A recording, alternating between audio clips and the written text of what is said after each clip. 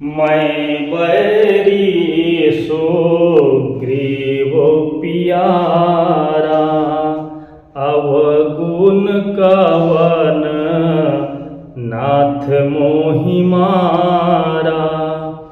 मित्रों नमस्कार। ज्ञान भारती क्लासेज में आप सभी मित्रों का बहुत बहुत स्वागत है। मित्रों इस समय हम लोग पढ़ रहे हैं नीति शतक, और नीति शतक में भी हम लोग पढ़ रहे हैं कर्म पद्धति। ये जो कर्म पद्धति है ये नीति शतक की आखिरी पद्धति है। तो शुरू करते हैं हम लोग आज की अपनी क्लास। और ये जो श्लोक है इसमें जो छंद है वो है मालिनी। मालिनी छंद में 15 वर्ण होते हैं। मालिनी छंद में 15 वर्ण होते हैं। 8 और 7 वर्णों पर होती है यति। पहली यति 8वें वर्ण पर और दूसरी यति होती है 7वें वर्ण पर, और कुल मिलाकर जो एक चरण में वर्ण होते हैं वो होते हैं 15। तो गुणवत गुणवत वा कुर्वता कर्म जातम अपरिणतिरवधार्या यत्नतः पंडितेन अतिरभसकृतानां कर्मणामा विपत्ते भवति हृदयदाहि शल्यतुल्यो विपाकः। भवति हृदयदाहि शल्यतुल्यो विपाकः। नन्मययुतेयं मालिनी भोगिलोकै। ये लाइन बहुत पूछते हैं कि भवति हृदयदाहि शल्यतुल्यो विपाकः। ये लाइन कहाँ की है? तो ये लाइन नीति शतक की है, कर्म पद्धति की। कभी कभी कंफ्यूजन भी हो जाता है, कंफ्यूज हो जाते हैं हम लोग कि ये नीति शतक की है कि उत्तर रामचरितम की, क्योंकि ऐसे हृदयदाही और शल्यतुल्य वहां भी कई बार शब्द आए। तो ये जो भवति हृदयदाही शल्यतुल्यो विपाकः है ये लाइन, ये नीति शतक की है और कर्म पद्धति की है। तो भवति हृदयदाहि शल्यतुल्यो विपाकः।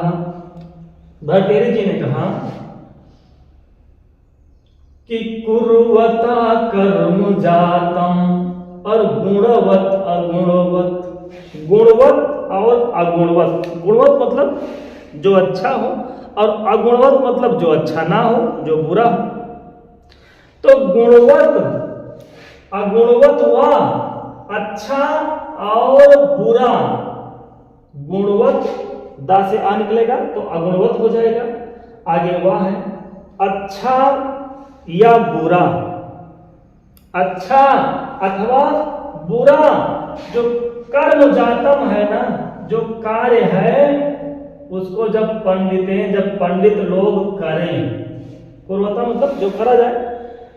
अच्छा या बुरा कोई भी कार्य अगर पंडित लोग कर रहे हैं, चाहे नीक काम होए चाहे खराब काम होए, अगर कोनो नीक या बेकार काम करे के शुरुआत करा जाता है तो पहले वह के परिणति पर, पहले वह के फल पर कि अच्छा काम करेंगे तो उसका फल क्या होगा, और खराब काम करेंगे तो उसका फल क्या होगा, उसको यत्नतः अवधार्या, उसको बहुत अच्छी तरह से सोच लेना चाहिए।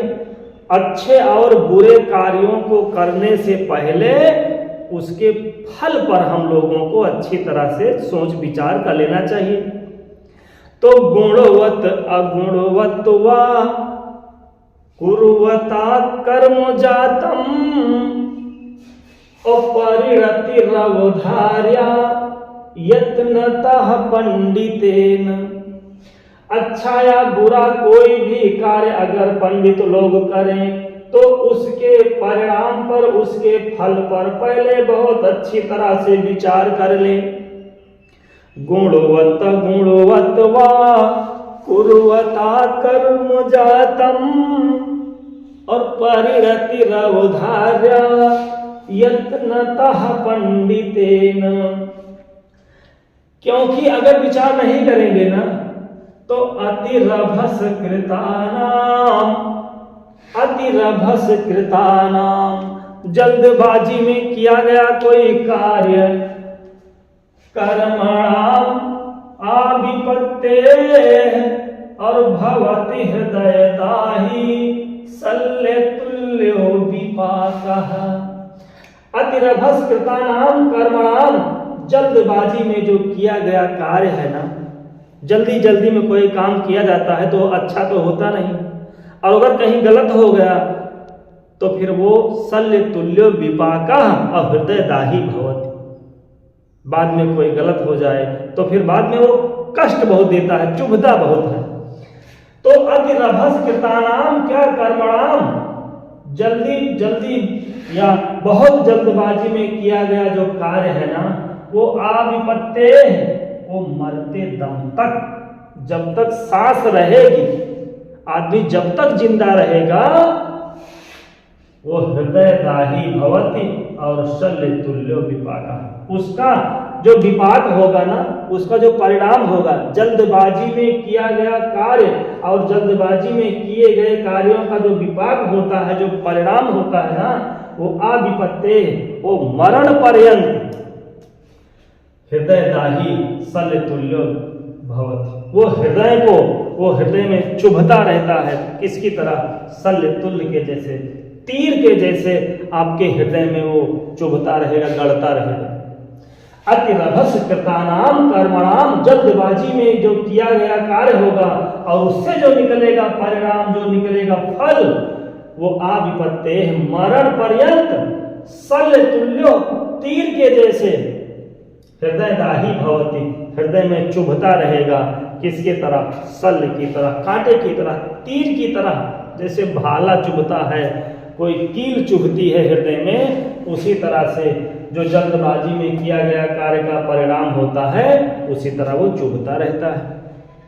तो गुणवत अगुणवत वा कुर्वता कर्म जातम, और परिणति रवधर्या यत्नतः पंडितेन, अतिरभस कृतानाम कर्मणाम आविपत्ते, भवति हृदयदाही शल्य तुल्यो विपाकः, शल्य तुल्यो विपाकः। हृदयदाही शल्य तुल्यो भवति, हृदय को तीर के जैसे चुभता रहता है, हृदय में चुभता रहता है कांटे के समान। क्या, उसका जो विपाक होता है, उसका जो परिणाम होता है, किसका परिणाम, तो जो अब अतिरभस कृतानाम कर्मणाम होगा, जो जल्दबाजी में किया गया कार्य होगा, उसका जो फल होगा, उसका जो परिणाम होगा ना, वो 1-2 दिन तक नहीं, आविपत्ते कर्मणाम, कर्मणाम हो जाएगा, और फिर यहां से दीर्घ आ निकलेगा, तो आविपत्ते, इधर रा है वो विसर्ग हो जाएगा, आविपत्ते मरण पर्यंत, कांटे की तरह, कील की तरह वो हृदय में चुभता रहेगा। तो गुणवत अगुणवत वा कुर्वता कर्म जातम, परिणति अवधार्या यत्नतः पंडितेन, अतिरभस कृतानाम कर्मणाम आविपत्ते, और भवति हृदयदाही शल्य तुल्यो विपाकः। अच्छा और बुरा कोई भी कार्य, कोई भी जो कार्य है, उसको पंडित लोग अगर करें तो उसके परिणत पर, उसके फल पर पहले बहुत अच्छी तरह से अवधार्य कर ले, विचार कर ले, क्योंकि जल्दबाजी में जो किया गया कार्य होता है और जल्दबाजी में किए गए कार्य का जो परिणाम होता है, वो आविपत्ते, वो मरण पर्यंत शल्य तुल्यो, तीर के जैसे हृदयदाही भवति, हृदय में चुभता रहता है। वाचन करके आगे बढ़ते हैं। तो गुणवत गुणवत वा कुर्वता कर्म जातम, परिणतिरवधार्या यत्नतः पंडितेन, अतिरभस कृतानाम कर्मणामाविपत्ते, और भवति हृदयदाही शल्य तुल्यो विपाकः, भवति हृदयदाही शल्य श्लोक हम लोग शुरू करते हैं। और इस श्लोक में श्रद्धरा छंद है। श्रद्धरा छंद में होते हैं प्रत्येक चरण में 21 वर्ण। 21 वर्णों का एक चरण होता है और जिसमें 7 पर यति होती, 3 बार यति होती। पहली यति 7वें वर्ण पर, दूसरी यति फिर 7वें वर्ण पर और तीसरी यति फिर 7वें वर्ण पर। तो जो वर्णिक छंद है, वर्णिक छंद में ये सबसे बड़ा छंद है श्रद्धरा। 21 वर्ण होते हैं और 7 वर्णों पर होती है यति। शुरू करते हैं। अस्थाल्यां वैदूर्यमय्यां पचति तिलखलीं चान्दनैरिन्दनोघै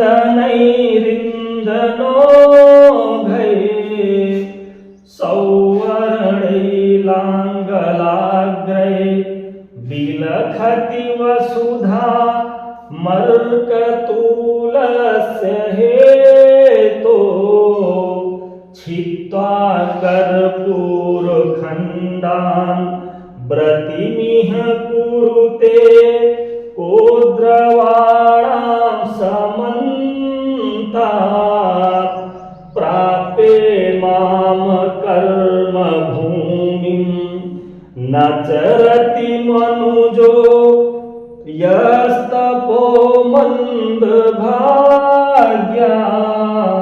यस्तपो मन्दभाग्या अस्थाल्यां वैदूर्यमय्यां पचति तिलखलीं चान्दनैरिन्दनोघै सौवर्णैलाङ्गलाग्रै बिलखति वसुधा मर्कतूलस्य हेतो छित्त्वा कर्पूरखण्डान् व्रतिमिह कुरुते कोद्रवाणां समन्तात् प्राप्ये मां कर्मभूमिं न चरति मनुजो यस्तपो मन्दभाग्या। चौथी लाइन से हम लोग इसका अर्थ देख लेते हैं। लिखा है यस, इसको हम लोग कर लेंगे या, ये हो जाएगा या। और इधर है मनुजा, यहां से इसका अर्थ देख लेते हैं। यह मनुजा, जो मनुज, जो मनुष्य, जो व्यक्ति, जो व्यक्ति। और कैसा व्यक्ति? मंदभाग्य। यह मंदभाग्यः मनुजः। मंदभाग्य मतलब अभागा, जो भाग्यहीन है। यह मंदभाग्यः मनुजः, जो अभागा पुरुष, जो अभागा मनुष्य। इसको अलग करेंगे तो ये हो जाएगा प्राप्य धन इमाम, गुण संधि। यह मंदभाग्यः मनुजः, जो अभागा मनुष्य, जो अभागा पुरुष। इमाम कर्म भूमि प्राप्य, इस कर्म भूमि को प्राप्त करके मनुष्य का जन्म लेने के बाद तपः नाचरति, तपस्या नहीं करता है। फिर से एक बार, यह मंदभाग्यः मनुजः, जो अभागा पुरुष। इमाम कर्म भूमि प्राप्य, इस कर्म भूमि को प्राप्त करके तपः नाचरति, तपस्या नहीं करता है। भारतेंदु जी ने कहा ये जो मनुष्य का जन्म है, ये हम लोग कर्म भूमि में, कर्म योनि है, तो हम लोगों को कुछ तपस्या करना चाहिए, अच्छे कार्यों को करते रहना चाहिए। यह मंदभाग्यः मनुजः, जो अभागा पुरुष, जो अभागा व्यक्ति इमाम कर्म भूमि प्राप्त, इस कर्म भूमि में आने के बाद, इस मनुष्य योनि में आने के बाद तपः न चरति, तपस्या नहीं करता है। तो समझ लो वो का क्या कर रहा है। तो सह वो व्यक्ति, वो मनुष्य तिल खली पचति, खरी पका रहा है। खरी जो पेरी जात है, तो पेरे के बाद जो खरी निकलत है, जो जानवर खाते, गोरू खाती, तो तिल खली पका। चलो मान लो तिल खली पकावत है, ठीक है, चुरौत उरौत हो, कोनो काम हुए वो खरी गए, लेकिन काहे से पकावत है, ये बड़ी बात यह है कि चांदनई ईंधनो घई, चंदन के ईंधन से, चंदन के लकड़ी का जलाए के खरी पकावत रहा, कोनो बात नहीं, कोनो काम रहा हुए पकावेगा तो ठीक है, खरी पकावत है। लेकिन भतेरी जी ने कहा वो चंदन के लकड़ी जलाए के और खरी पकावत है। और काहे पकावत है, बैदूर मैयाम स्थाल्याम, अरे राम हो, मरकत मड़ी की पतीली में अतनी कीमती मरकत मड़ी और उतनी कीमती चंदन के लकड़ी, और चंदन के लकड़ी काट के वह जलाए के और मरकत मड़ी में वो खरी के रख के और पकावत है। तो अस्थाल्याम बैदूर्य मैयाम पचति तिल खलीम चांदनैरिंधनो घई, वो चांदनई ईंधन हो गए, वो चंदन की लकड़ी को जला करके, चंदन की लकड़ी का ईंधन बना करके, चंदन की लकड़ी को जला करके और मरकत मणि की पतीली में वो तिल खलीम पकती, वो खरी पकावता है, खरी चुरवता है। तो अस्थाल्याम बैदूर्य मैयाम पचति तिल खलीम चांदनैरिंधनो घई। दो लाइन पढ़ चुके हैं कि जो अभागा, जो मंदभागा, जो अभागा पुरुष इस कर्म भूमि में आने के बाद तपस्या नहीं करता है, तो वो समझ लीजिए कि चंदन की लकड़ी को जला करके और मरकत मणि की पतीली में रख करके खरी को पका रहा है। और वसुधाम बिलखती, वसुधा माने पृथ्वी, अब बिलखत मतलब खोदना, जोतना, जोत रहा है, पृथ्वी का जोतत है, खेत जोतत है। काहे से, और हाँ काहे ये अर्क तुलस हेतु, अर्क तुलस, आग की जो रुई होती है, जो रुई भुआ होता है, रुई, अर्क तुलस है, तो आग की रुई को उगाने के लिए पृथ्वी को जोत रहा है। यहां तक तो ठीक है कि मान लो आग की रुई की कोई उसको जरूरत रही है, तो वही का जोतत है। वसुधाम बिलखत, वसुधा का जोतत है, पृथ्वी जोतत है। लेकिन काहे से, सवर्णैः लांगलाग्रैः, सवर्ण मतलब सोने का, और लांगल माने हल, अग्रय मतलब उसके आगे वाले भाग से। जैसे कहावत ये क्या है ना गांव में कि सोने के कुदार घूर गोणे खातिर नहीं ना, तो सोने कुदार यहाँ घूरे गोणे खातिर यह है। अगर कोई व्यक्ति तपस्या नहीं कर रहा है मनुष्य कोटि में जन्म लेने के बाद, तो समझ लीजिए कि वो मनुष्य योनि में आया और तपस्या ना किया, तो समझिए क्या कर रहा है, अर्कतुलस है, तो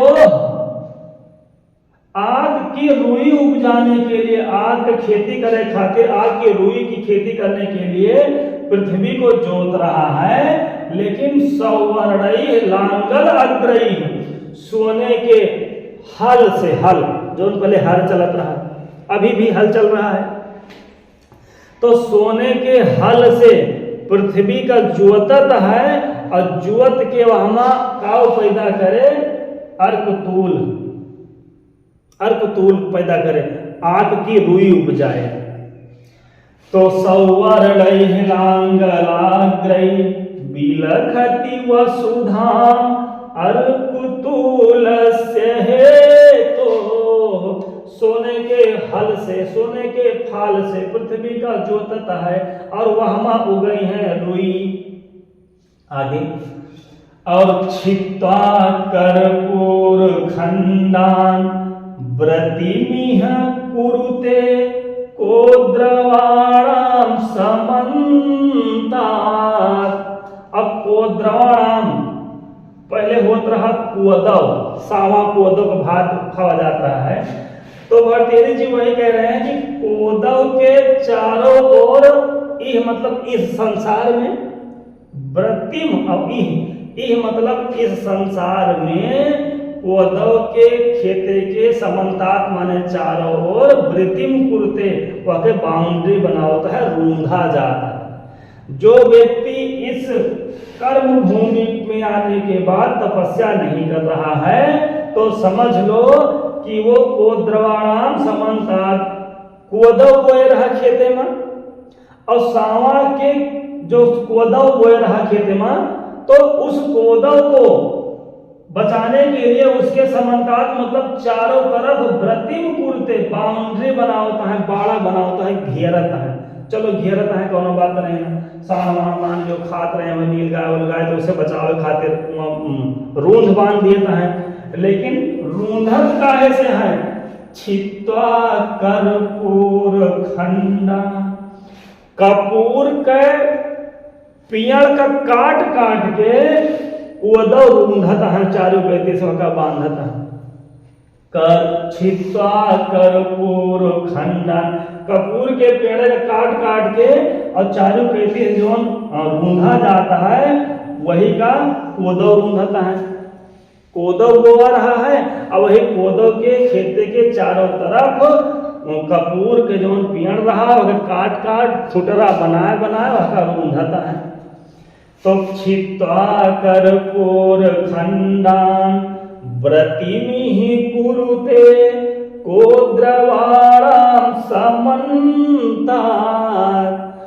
कोद्रवाणाम समन्तात, कोदव के खेते के चारों तरफ वो व्रतिम कुरुते बाउंड्री बनावत है और काव काटता है। तो कर्पूर खंडान छित्वा, कपूर के पेड़ को काट काट के, कपूर के टुकड़ों को काट काट के उससे कोदव रूंधा जाता है। कौन रूंधता है?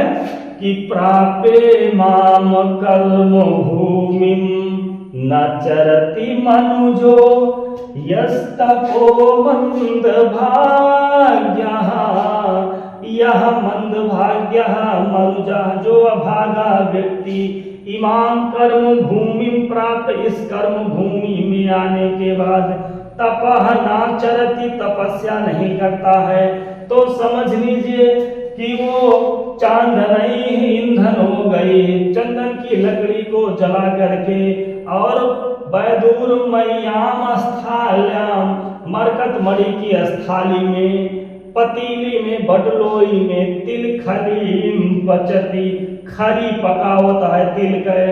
और जो व्यक्ति अभागा व्यक्ति इस कर्म भूमि आने के बाद, कर्म भूमि में आने के बाद तपस्या नहीं करता है तो समझ लीजिए कि अर्क तुलस हेतु, आग की रुई उपजाने के लिए, पैदा करने के लिए, सौवर्णई है लांगल अग्रही, सोने के फाल से, सोने के हल से वसुधाम विलखत, पृथ्वी को जोत रहा है। और क्या कर रहा है? कोद्रवाणाम समन्तात, कोदव के चारों ओर व्रतिम कुरुते बाउंड्री बना होता है। काहे के? कर्पूर खंडान छित्वा, कर्पूर के टुकड़ों को काट काट के, कपूर के पेड़ रहा है काट काट के उसके चारों तरफ रूंधा जाता है। एक बार वाचन करते हैं हम लोग। अस्थाल्याम वैधूर्यमय्याम पचति तिल खली चांदनैरिंधनो भई सौवर्णैर्लांगलाग्रै बिलखति वसुधा मर्कतूलस्य हेतो छित्त्वा कर्पूर खंडान व्रतिमिह कुरुते कोद्रवाणां समन्तात प्रापे माम न चरति मनुजो यस्तपो मंद भाग्यः। तो मित्रों, आज की क्लास में बस इतना ही। मिलते हैं हम लोग अगली क्लास में। तब तक के लिए नमो संस्कृताय, धन्यवाद।